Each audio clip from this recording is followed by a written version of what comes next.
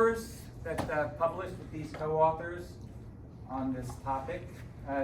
To warn you, this is nothing like the talks you've seen here so far. This one is to the level of introductory physics, all right? I know you're thinking, well, what can he possibly tell us of interest at that level? Please, bear with me.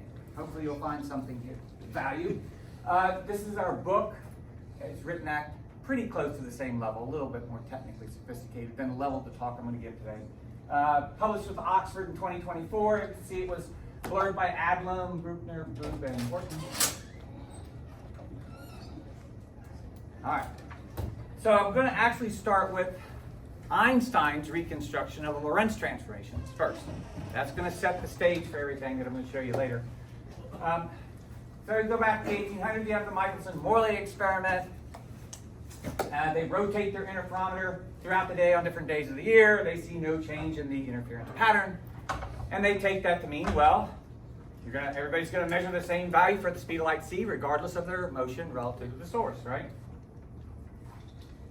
And they had a very good reason why that could be happening. They had a causal mechanism, the luminiferous ether. It must be shrinking objects in the direction of motion through the ether in just the right way to fool everybody into measuring the same value for c. And that gives you your Lorentz transformations. Okay? So, in other words, length contraction was understood as a dynamical effect due to some causal mechanism. This is called constructive explanation.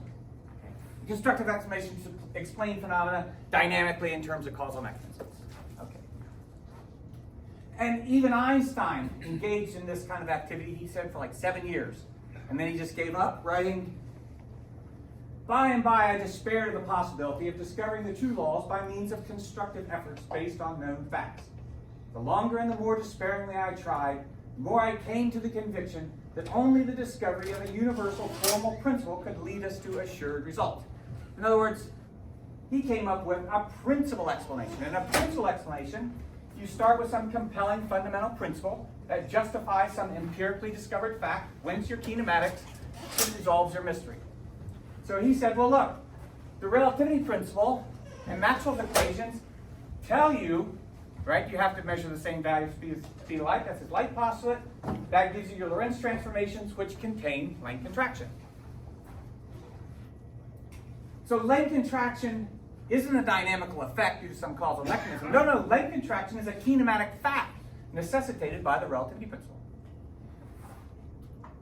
What did Lorentz think about this? Well, he wrote, Einstein simply postulates what we have deduced with some difficulty and not altogether satisfactorily from the fundamental equations of the electromagnetic field. In other words, Albert, you can't reconstruct my Lorentz transformations starting with the light postulate. That's an explanandum, not an explanans. We need to understand that. We need to explain that. You can't just start with that.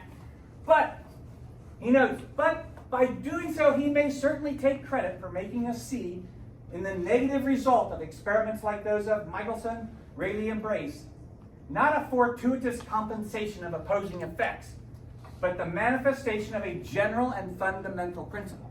In other words, yeah, I'm not so happy about the fact that you simply postulate what we're trying to derive, but you do show how it follows from a very general and fundamental principles, relativity principle, so I can let that slide, okay.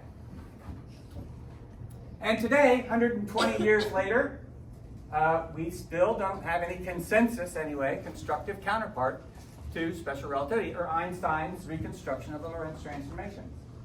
Is that the relativity principle? Which we call no preferred reference frame, or NPRF for short. And as noted here by Surway and Jewett, postulate 2 is required by postulate 1.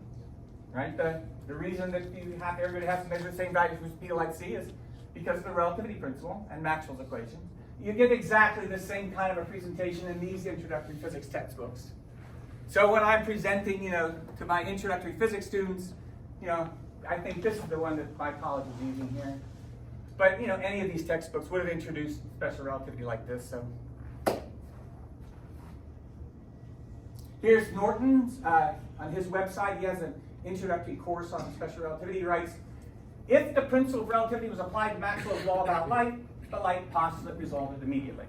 Okay, so Special relativity is understood as a principal theory providing principal explanation, and we denote it as MPRF plus C for short. Now, Ravelli in 1996, he issued a challenge. He said, look, quantum mechanics will cease to look puzzling only when we will be able to derive the formalism of the theory from a set of simple physical assertions, postulates, principles about the world. Therefore, we should not try to append a reasonable interpretation to the quantum mechanics formalism, but rather to derive the formalism from a set of experimentally motivated postulates. His experimentally motivated postulates correspond to Einstein's empirically discovered fact, right? And he's motivated, right, by Einstein's reconstruction of Lorentz transformations, which he notes, by the way, were written by Lorentz, not by Einstein, and before 1905. So what was Einstein's contribution? It was to understand the physical meaning of the Lorentz transformations. Now he specifically suggested, hey, let's look for our principles or postulates, let's look to information theory. You know, maybe we can do it that way. And come up with an analogy to Einstein's reconstruction, right, of the Lorentz transformations. Meaning is a very strong word there. What's that? Meaning is very strong. Interpretation. This is technically speaking, and what I'm going to show you here is not an interpretation of quantum mechanics. There's no ontology. There's no how anything happens, just why. It's purely a principal explanation. It's a reconstruction, right? Okay. The first to successfully answer Ravelli's challenge was Lucian Hardy, 2001, with his paper, Quantum Theory from 5 Reasonable Axioms. And since then, we've had many of these so-called axiomatic reconstructions of quantum mechanics based on information theoretic principles. Here's a sample from one of our papers. Marcus Mueller, when he looked over our book, I had Hardy and Bruckner and Mueller and Grimbaum and some others in the quantum reconstruction program look over our Einstein's entanglement book, you know, before we put in the final edition, put in the final version to the publisher, and asked them, you know, to give feedback. And Marcus Mueller said, well, you are missing one thing you should add. These 2 papers were the, quote, first fully rigorous complete reconstructions. Okay, so I point that out in our talk, it's in the book. But what I want to show you here is, look when these were published. 2011. All right? So apparently, 15 years ago, they successfully reconstructed the kinematics, the Hilbert space kinematics of quantum mechanics, exactly like Einstein did for the Lorentz transformations of Maxwell's equations 15 years ago.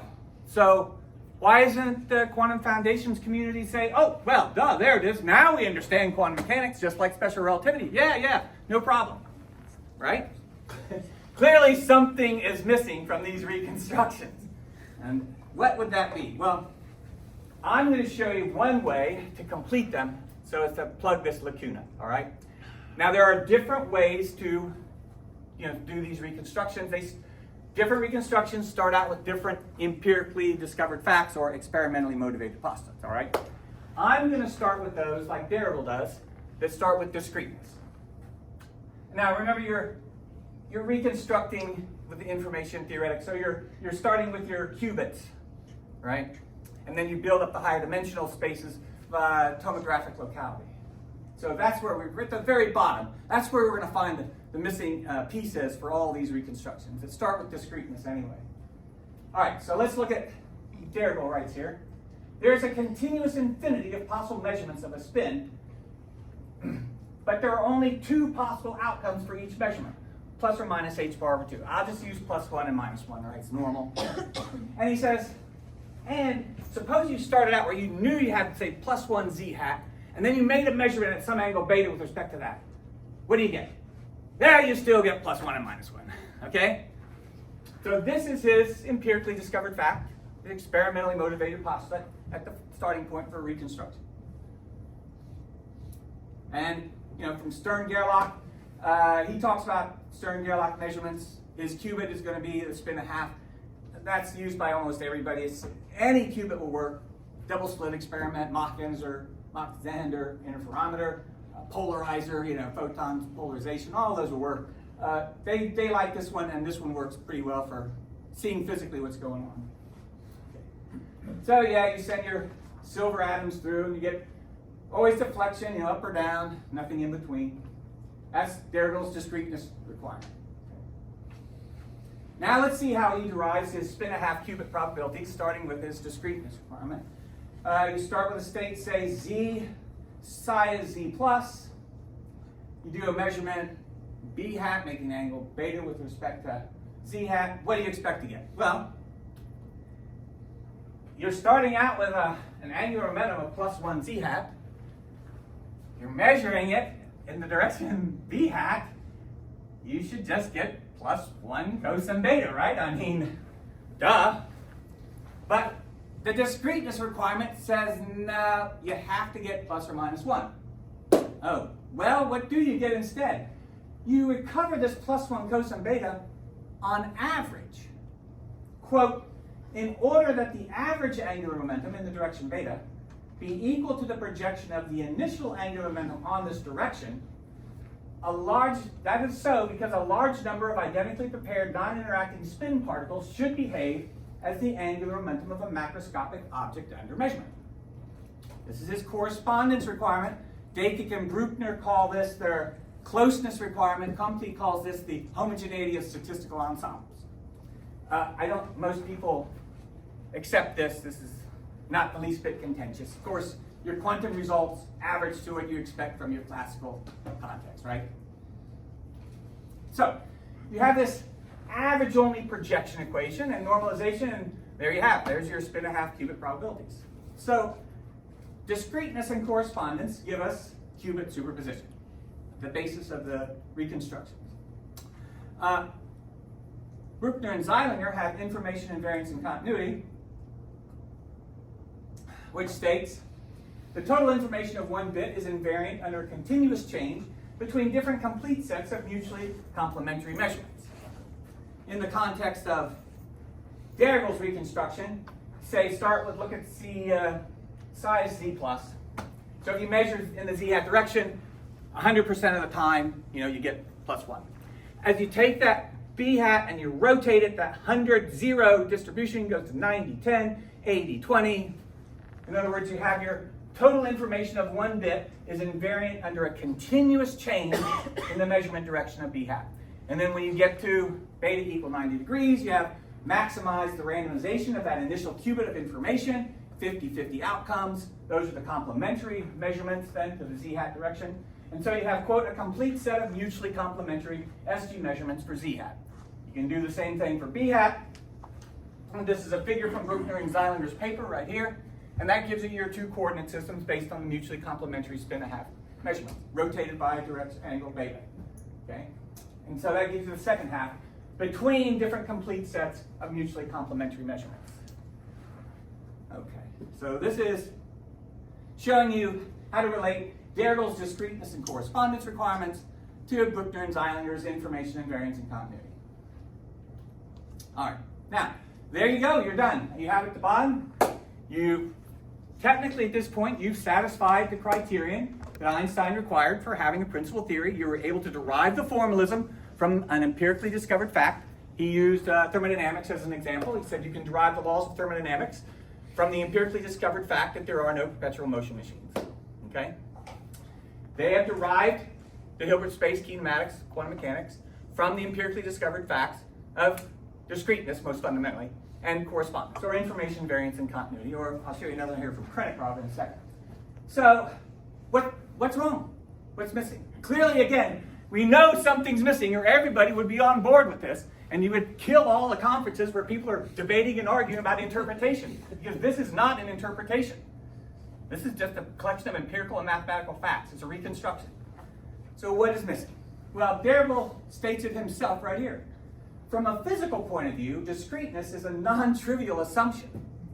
In the present state of this approach, the reconstruction program, we should probably content ourselves with the insight that quantum discontinuity, if it is admitted and augmented with correspondence, necessarily lead to quantum mechanics as we know.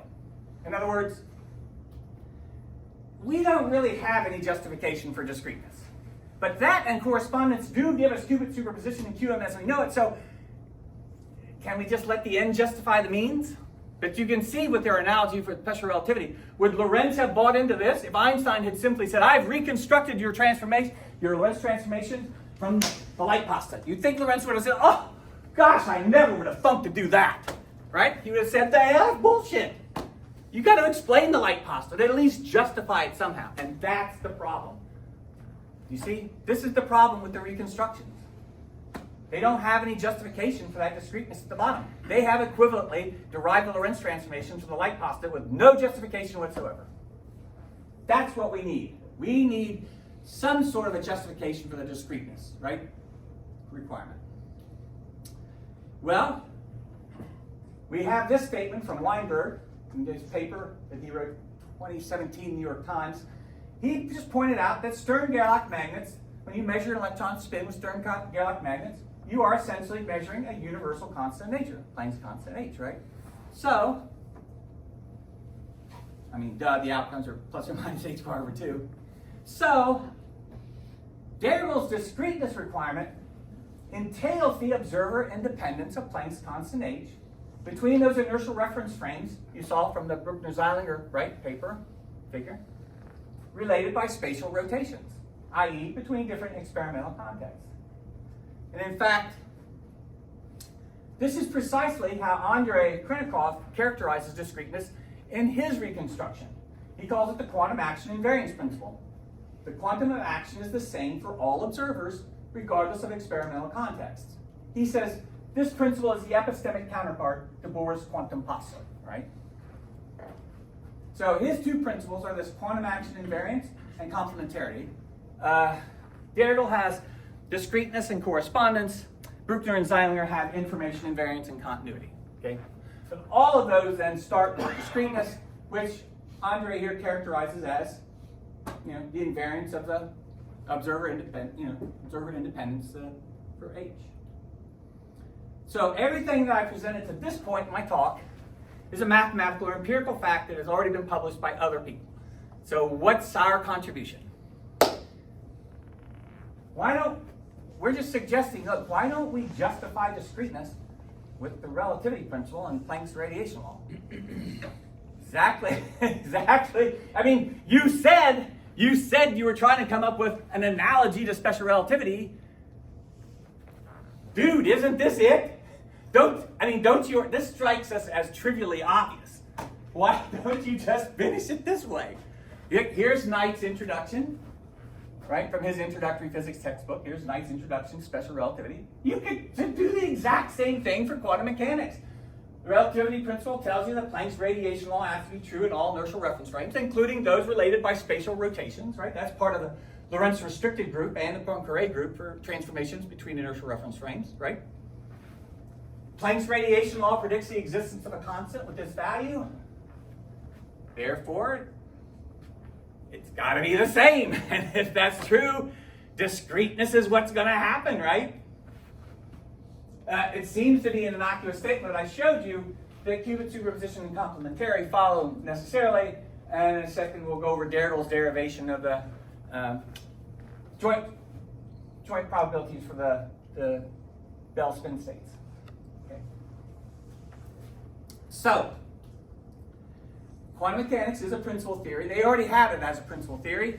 With our completion, it now provides a principal explanation. We'll denote MPRF plus H. That is the relativity principle with Planck's radiation law. Justify the observer independence of H, Krenikov's quantum action invariance, whence the Hilbert space kinematics of quantum mechanics, which entail qubit superposition. Qubit superposition, like Planck contraction, is a kinematic fact necessitated by the relativity principle. All right. Now let's look at Dirichlet's derivation for the joint probabilities of a Bell spin state. Alice is measuring at A hat, Bob at B hat. These are your correlation functions. The singlet state there at the top, you can see they get opposite outcomes whenever the measurements are the same anywhere in space. And then any of the triplet states, you get the same outcomes in a particular symmetry plane. For this one, it's the XY plane, for example, with the generator sigma z. So what are the joint probabilities giving rise to these correlations? I'll show you the triplet state in the symmetry plane. Dergel did the singlet state. They're exactly analogous. So when they measure in the same direction, they get the same outcomes. This is Dergel's conservation requirement. And so Alice says, well, look, I know I make plus or minus 1 outcomes in this direction. Had you measured over here, that's what you would have gotten. So when you're measuring over there, you should be getting plus or minus cosine theta, right?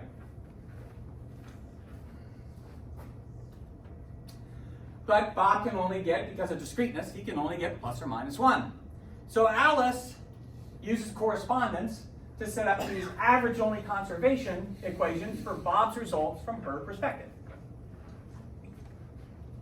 Of course, if all reference frames are equal, all perspectives are equal, then Bob's perspective is also equal, and so he can make exactly the same argument about Alice's results from his perspective, creating these average-only conservation equations. And so Dergel's discreteness, correspondence, and conservation with normalization give us the joint probabilities for our Bell spin states. Okay? And you can see where the mystery comes from. The mystery all goes back down to discreteness. Why the hell, when I know I have a spin angular momentum or any angular momentum in this direction of length 1, and I'm measuring at this angle, why the hell don't I just get the projection in that direction? Why do I still keep getting plus and minus 1s? Right? That was the mystery. And what's the answer? Ultimately, it's the relativity principle. That's what it comes down to.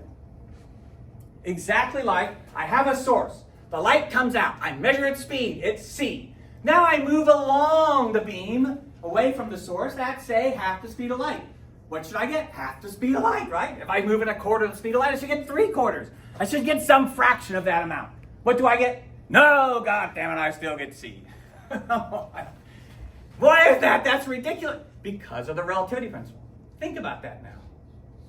Because we live in a universe where anyone, any perspective, has the same access to the laws of physics and the values of their constants, regardless of where they're located, when they do them, how they're oriented, or how they're moving relative to each other.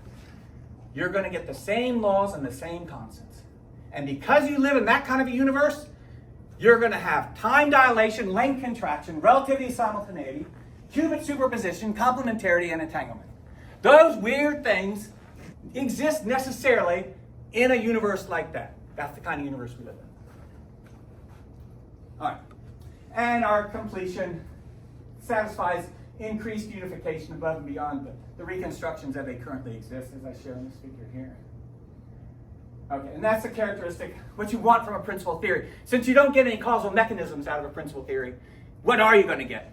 You get one of the benefits is the increased unification. So you see, you have the disparate electric and magnetic fields unified by the theory of electromagnetism, the disparate theories of mechanics and electromagnetism unified by the Minkowski space kinematics, the disparate kinematics of Hilbert space and Minkowski space unified by the relativity principle. Let me just make sure there are no misunderstandings here. You're not deriving Hilbert space from Minkowski space. That's not what the unification here means. It's simply that those two kinematics follow from the relativity principle. That's all. All right. Whose meter sticks are shorter? I have two reference frames in motion relative to each other. You have 3 girls in one of the reference frames and 2 boys in the other reference frame. The girls and the boys agree on the information contained in these 3 events. The boys are the same age, so events 1 and 2 are simultaneous for them, and they can see quite clearly that the girls' meter sticks are short, because the distance between Sarah and Alice, according to the girls, is 1,250 kilometers, but according to the boys, it's only 1,000. The girls' meters, it's data, right? This isn't a matter of opinion. The data clearly shows the girls' meter sticks are short. But the girls are the same age. So according to them, it's events 1 and 3 that happen at the same time, and the boys claiming to be 1,000 kilometers apart, right? No way, they're only 800 kilometers apart. It's the boys' meter sticks that are short, not the girls. These are the facts, right? This is not opinion. This is just a factual bunch of collection of empirical facts. Okay. So, what causal mechanism is shortening meter sticks? None. Length contraction is not a dynamical effect. It's a kinematic fact that follows necessarily from MPRF plus C. Oh. Likewise, who needs to average their data? Alice and Bob make measurements, triplet state symmetry plane at theta equals 60 degrees. They agree these data, right, for their measurements are correct. Alice partitions the data according to her +1 and -1 equivalence relation, and it shows quite clearly that Bob needs to average his data in accord with the conservation of spin angular momentum from her perspective, right? Should be getting a half. Here, plus a half, minus a half. But, again, Bob can say, the hell, look at it from my perspective, right? So he partitions the exact same data according to his +1 and -1 equivalence relation, and sure enough, it shows that it's Alice who needs to average her data to satisfy conservation of spin angular momentum from his perspective. What superdeterministic or non-local or retrocausal mechanism is responsible for this average-only conservation? None. Quantum entanglement is not a dynamical effect. It's a kinematic fact that follows necessarily from MPRF plus H. Now, suppose, now, by the way, again, that's not interpretation there. All that's just a collection of empirical and mathematical facts. The only thing that I changed at all was what they changed in the intro physics textbook, and that's to take your relativity principle and promote it from an empirical fact to give it nomological status, right? We're going to use it as an explorans, right? We're going to give it law-like power, okay? That's it. That's all I've added to what are otherwise a collection of empirical and mathematical facts. But suppose this doesn't suffice for you, like for modeling. There's no way. It's got to be, at fundamental, has to be some sort of a causal mechanism. I got to have constructive account here. Here's a talk he gave, The Great Rift in Physics last year, tension between relativity and quantum theory. Here he says is the nub of the issue. On the one hand, relativity is understood to imply that nothing goes faster than light. On the other hand, the usual understanding of John Bell's famous theorem is that certain observed correlations between experiments done far away from each other cannot be predicted or explained if no causes go faster than light. This is Einstein's Spukhafte Fernwerk or spooky actions at a distance. So he concludes, basically what Bell proved is that relativity can't be right. And that leads him to believe, in this book here, one way or another God has played us a nasty trick. The real challenge falls to the theologians of physics who must justify the ways of a deity who is, if not evil, at least extremely mischievous. So, if you really have to have that constructive account of entanglement, and you really got to have Reichenbach's common cause principle as fundamental, then the violation of Bell's inequality due to quantum entanglement is going to be evidence that special relativity is wrong and in conflict with quantum mechanics because there is a preferred perspective on reality due to a deity that is evil or extremely mischievous, giving us a physics that is hideously incoherent. Right? If you really believe that, I've got to have that causal mechanism at the foundation of this thing, then you're very likely going to conclude, like Malden did, that this is the case. This universe is crazy. The deity made us a crap universe. What kind of garbage is this? We do these experiments and find this law. We do these experiments and find this law. And they're contradictory. Oh my God, this is horrible. In contrast, if you can accept that quantum mechanics is a principal theory that provides principal explanation exactly like special relativity, then perhaps you can consider the possibility that it's Einstein's relativity principle that's fundamental. In which case, the violation of Bell's inequality due to quantum entanglement is evidence that there is no preferred reference frame, so the relativity principle grounds both special relativity and quantum mechanics because the deity is benevolent for strict impartiality, giving us a physics that is beautifully coherent. We know where we're placing our bets. Thank you.